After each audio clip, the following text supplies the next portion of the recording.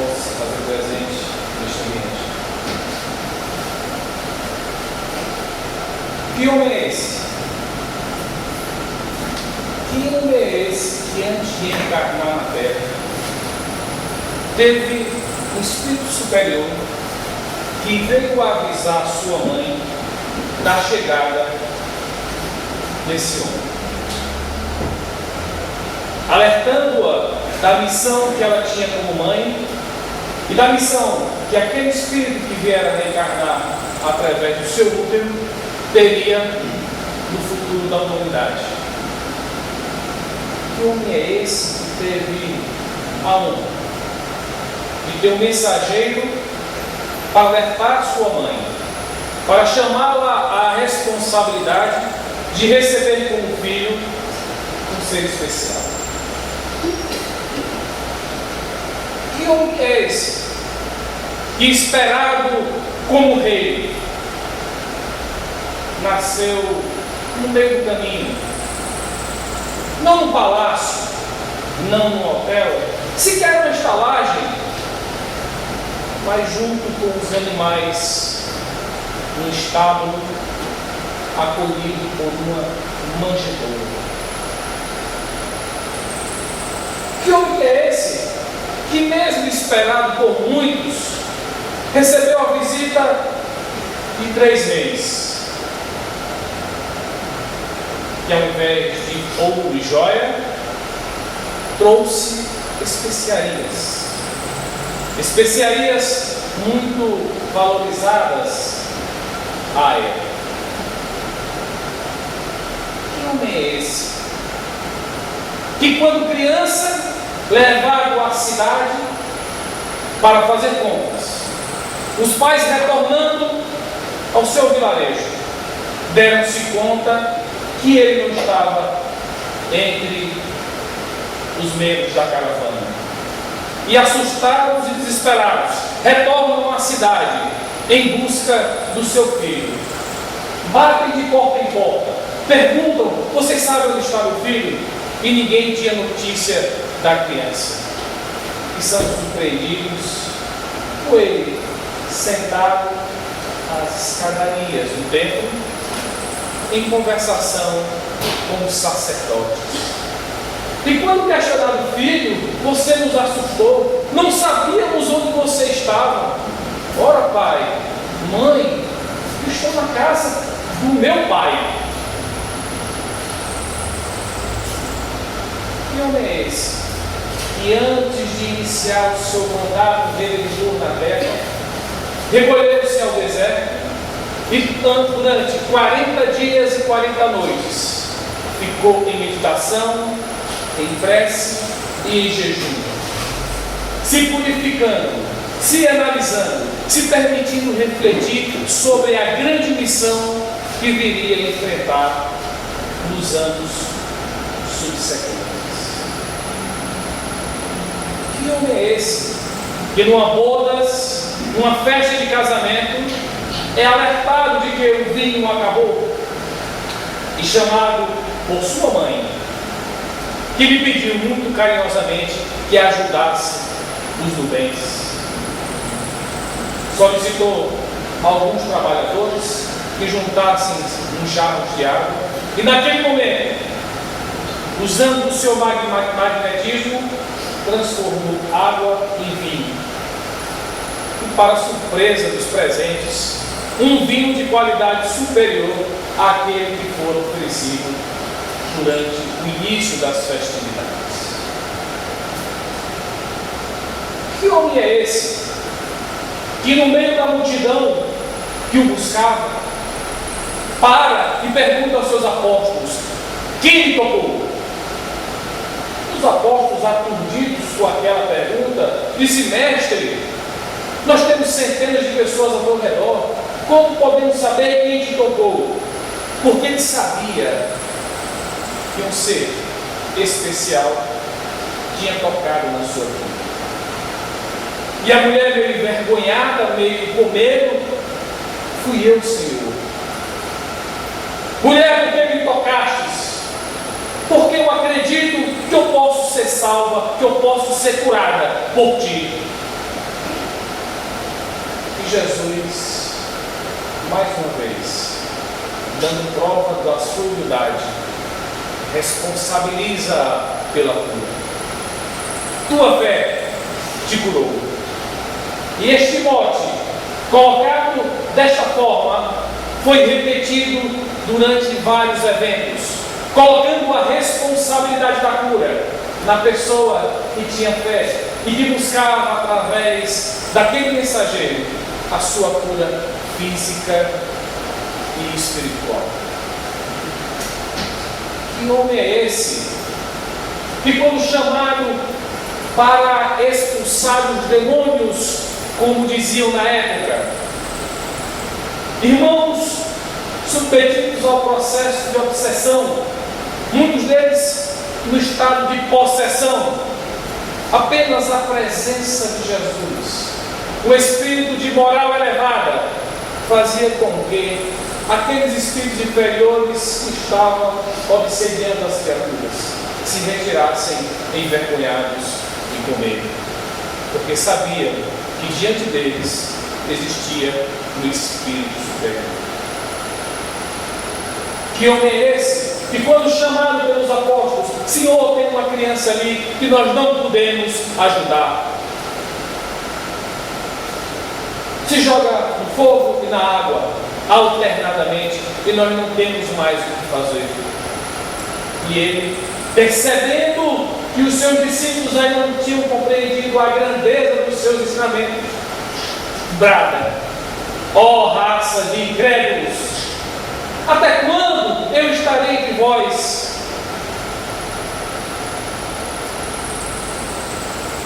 Chamam-os à responsabilidade da transformação, chamam-os à consciência do poder da fé, pois se tivesseis a fé do tamanho de um grão de mostarda, dirias aquela montanha te transporta daqui para colar, e ela se transportaria.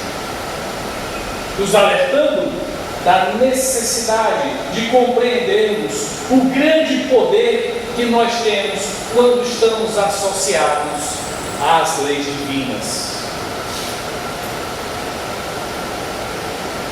Que homem é esse que fora tentado, foi confrontado com as leis mosaicas? Senhor, esta mulher foi pega em adultério. Moisés diz que devemos apedrejá-la. E tu, o que dizes? Claramente colocando uma situação de confronto àquele que ensinava a lei do amor. Porque se ele dissesse apedreja-la porque ela pecou, ele estaria indo contra os próprios ensinamentos. Se ele dissesse não apedreja, perdoa, ele estaria indo contra os ensinamentos de Moisés. Essa mulher pecou. Moisés disse que devemos apedrejá-la até a morte. E tu, o que dizes?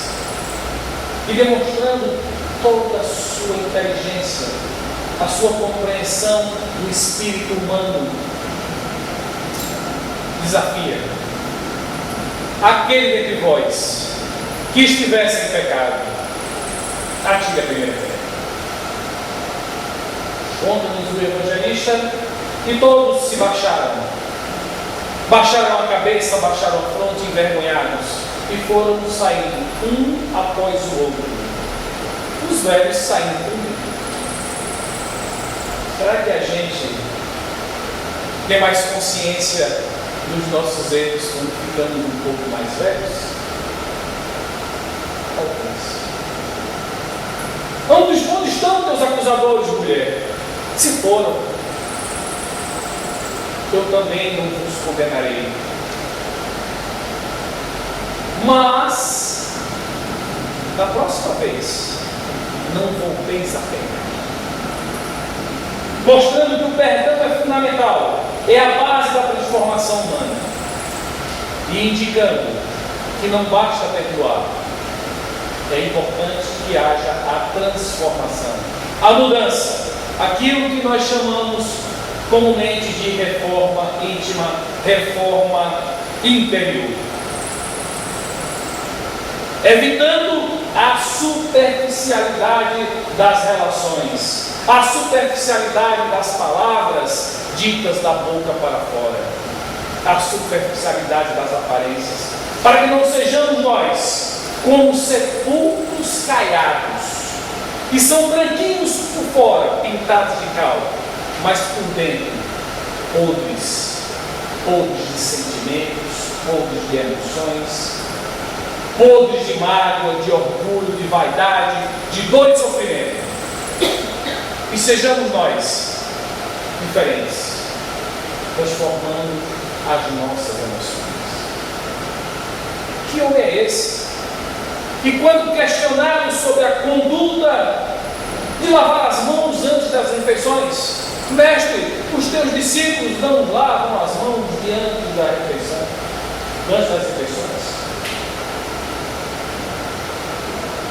E Jesus disse: aquele que criou o exterior também criou o interior. É importante cuidar do exterior e é importante também cuidar do seu interior. Não é aquilo que entra pela boca que torna o homem impuro, mas aquilo que sai da boca. Mais uma vez nos alertando de que as aparências podem ser adequadas, convincentes, mas as palavras e os atos são arrebatadores, são testemunhos fiéis da transformação do indivíduo. Que homem é esse que nos ensinou que, quando recebêssemos uma ofensa, deveríamos dar a outra face para o nosso agressor? E nós muitas vezes ainda acreditamos que devemos dar a outra face do nosso grupo, esquecendo que os ensinamentos de Jesus trazem sempre a conotação moral.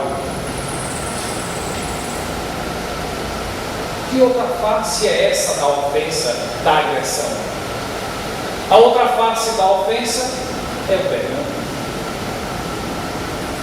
A outra face da agressão é o amor.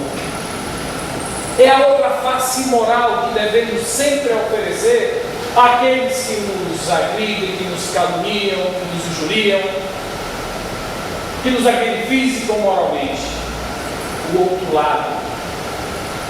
E por falar em outro lado, que homem é esse que, quando mais uma vez confrontado com as leis vigentes à época, de um povo oprimido pela invasão dos romanos e questionado sobre o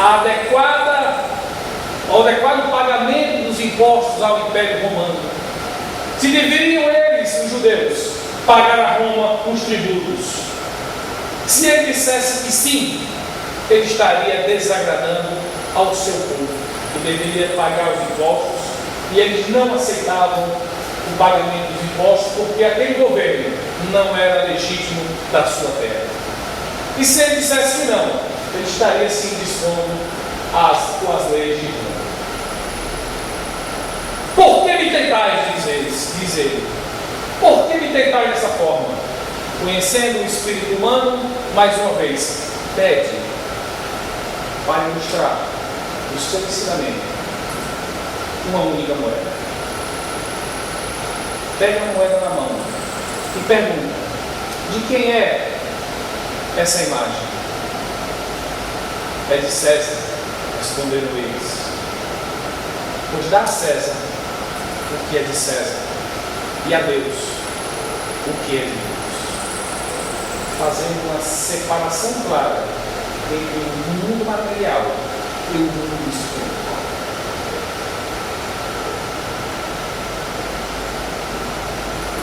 Que homem é esse que, reunidos com seus apóstolos, foi surpreendido por um batalhão de soldados que foram lhe prender?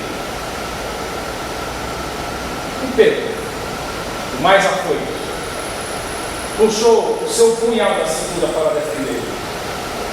E Jesus, naquele momento, guarda o teu punhal, porque aquele que com ferro fere, um dia será ferido. Nos ensinando mais uma vez a lei de ação e reação das nossas vidas. Que não somos nós vítimas do acaso, nem dos caprichos de Deus. Somos todos nós, hoje, colhedores da plantação que fizemos no passado. Quer seja um passado recente, quer seja um passado distante, através das sucessivas encarnações, nas quais temos oportunidade de nos reajustarmos com as leis inexoráveis da divindade. Que homem é esse que perante um julgador que és rei, tu dizes: sim, sou rei, mas meu reino não é deste mundo, é de uma outra dimensão. Que homem é esse que é julgado e sentenciado à morte, não por uma punição pelos seus erros, mas por uma vingança popular, que troca-o por um ladrão comum, que troca-o por um ladrão como outro qualquer, e pede ao julgador que o condene à morte. E o condene à morte da forma mais dramática que existia à época, a crucificação. E recebe como prêmio, por sua crucificação, uma coroa. Já que és rei, vais receber uma coroa, mas não uma coroa qualquer, uma coroa de espinhos, para aumentar o seu sofrimento. E como manto do seu reino, recebe um trapo de lixo.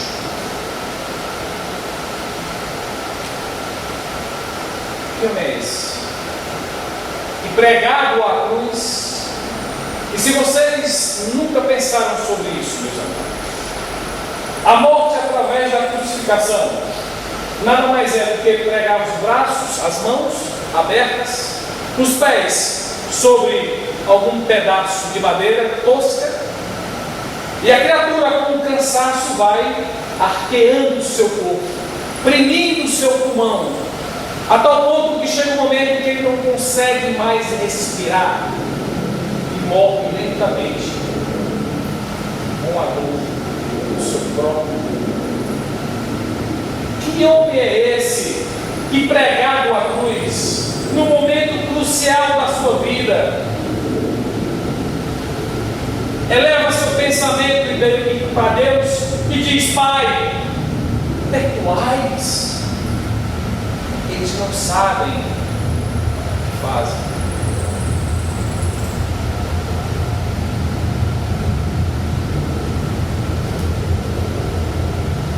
Que homem é esse que nos ensinou a perdoar as ofensas, mas não perdoa apenas 7 vezes, mas 70 vezes 7 vezes.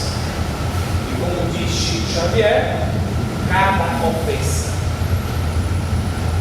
Não basta perdoar 70 vezes 7 vezes, mas é 70 vezes 7 vezes cada ofensa por vez. Que homem é esse que diz que devemos ser indulgentes com os erros dos outros, com as falhas alheias? Que homem é esse que nos incita a amar os nossos inimigos? Se amar os nossos amigos já não é uma tarefa fácil, especialmente quando esses amigos têm comportamentos não muito adequados aos nossos valores, como posso eu amar um inimigo? Alguém que me faz mal, alguém que quer me prejudicar, alguém que quer fazer com que eu sofra. E eu confesso a vocês que eu nunca engoli muito essa história de amar os inimigos. O Espiritismo nos dá uma boa noção de que amar os inimigos não é querer o bem dele, não é querer bem a ele, não é estar ao lado dele, não é estar próximo a ele. Querer o bem é não. Amar o inimigo é não desejar de mal, desejar que tudo aconteça de bem para ele, de bom.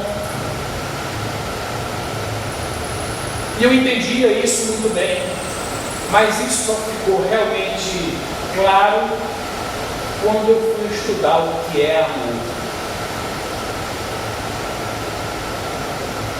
Basicamente, entendemos que existem 3 tipos de amor. O primeiro amor, o amor eros. O amor eros, obviamente, está ligado ao erotismo, à sexualidade e tudo que é básico no ser humano. Amamos aquilo que vemos, que gostamos, que é percebido pelos sentidos. Amamos especialmente aquilo que não temos. Amamos aquilo que é do outro. Amamos o que não conquistamos ainda. E o amor eros faz com que este amor de posse, quando você passa a conquistar aquilo que você não tinha, naturalmente você deixa de amar rapidamente.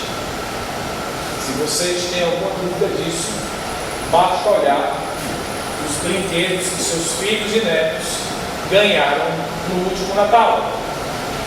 E 4 meses depois, devem estar jazindo em cima de uma bancada ou dentro de um guarda-roupa, poucos deles ainda em uso. Amamos aquilo que não temos, amamos aquilo que desejamos, amamos, mas um amor de posse. É meu, eu quero, eu me complemento com isso. Nas relações entre homem e mulher, entre casais, que querem ter a posse do outro. Eu amo, por isso mesmo eu domino ou a domino. O ciúme, que toma conta de algumas pessoas, amor eros, amor de posse. Mas existe também um amor um pouco mais refinado, o amor filhos, filiação. Amamos aqueles com os quais nós nos identificamos, com aqueles que pensam parecido comigo, com aqueles que compartilham valores, crenças semelhantes. E aí fica mais fácil de amar esses com os quais eu compartilho semelhantes gostos e pensamentos. Entretanto, é fácil amar essas pessoas. É fácil amar quem naturalmente me ama. Muitas vezes, o amor filhos está baseado, fundamentado naquilo que eu busco para mim. E é relativamente fácil você amar um filho, amar um amigo, amar uma pessoa que te quer bem, amar uma pessoa que faz com que você se sinta mais completo. Complementa a sua forma de agir, complementa a sua forma de entender, complementa a sua forma de agir neste mundo. Entretanto, essas 2 formas de amor não contemplavam o amor ao inimigo.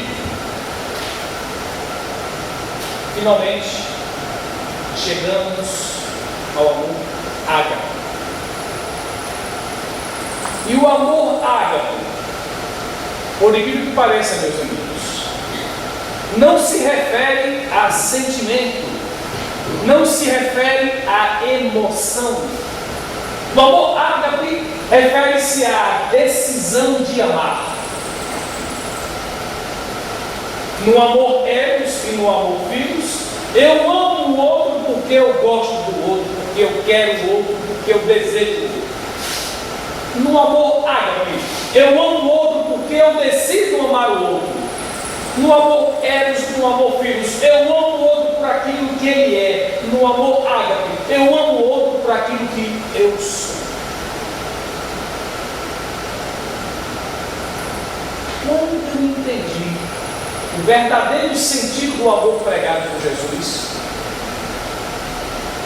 ou o sentido que eu entendi, transformou minha compreensão dessa passagem quando ele fala de perdoar os inimigos. Porque não é o amor sentimento, não é o amor emoção, é o amor ação, é o amor decisão, é o amor colocado em prática de forma clara e objetiva através da caridade. Transcende a emoção, transcende o sentimento, mas se expressa através de ações concretas de amor. E nesse ponto, eu percebi o quanto estamos nós, homens de boa vontade, distantes desse amor pregado por Jesus. E eu confesso a vocês que é possível a cada um de nós exercer o amor ágape. Talvez não com o inimigo, mas talvez com alguém que você tenha alguma dificuldade de se relacionar. É possível que você escolha amar alguém, não por aquilo que ela é, mas por quem você é. O amor eros e o amor filos ama e quer a felicidade dele, busca. O centro do amor é ele, é a felicidade dele. E por isso mesmo ele prende, retém aquilo que ele ama ou aqueles que ele ama. Agora, o amor ágape liberta. Porque ele não está preocupado com a sua felicidade, ele está preocupado com a felicidade do outro. O amor eros e o amor filos busca a satisfação pessoal, a felicidade individual. E o amor ágape busca tão somente a realização e a felicidade da pessoa amada. Enquanto um aprisiona, o outro liberta. Enquanto um foco sou eu, no outro foco é ele, é ela, é eu. Percebendo o amor sob essa perspectiva, me foi possível compreender o ensinamento de Jesus de amar os inimigos. Nem sempre é uma tarefa fácil.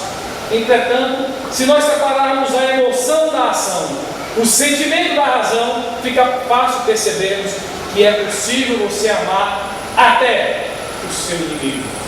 E nós temos provas e mais provas de pessoas que não só perdoam os seus inimigos, aqueles que nos fizeram mal, mas muitas vezes são eles mesmos apoio para que haja uma transformação profunda naquele que foi o ofensor. Quantas mães hoje visitam os algozes de seus filhos que foram tirados dessa vida através de um ato deslocado do indivíduo, e hoje essas mães são o consolo e a esperança daqueles que estão encarcerados pela justiça do homem. Refletamos sobre o verdadeiro sentido do amor de Jesus e sobre como cada um de nós tem agido diante desse ensinamento. Não nos basta vir aqui à tribuna, falar sobre o amor, falar deste homem que nos deixou um legado de ensinamento moral e ético. Não nos basta vir à casa espírita, falar das nossas qualidades, dos evangelhos, do Evangelho segundo o Espiritismo, do esclarecimento que os Espíritos superiores nos trazem através de Kardec. Se nós, ao passarmos por aquela porta ou ao sairmos daquele portão, não levarmos para a nossa vida cotidiana um comportamento condizente com esses ensinamentos, não basta que a boca fale mel. É importante que as atitudes, que as ações, que as palavras sejam condizentes com aquilo que nós aprendemos. A reflexão que eu quero propor para vocês será que nós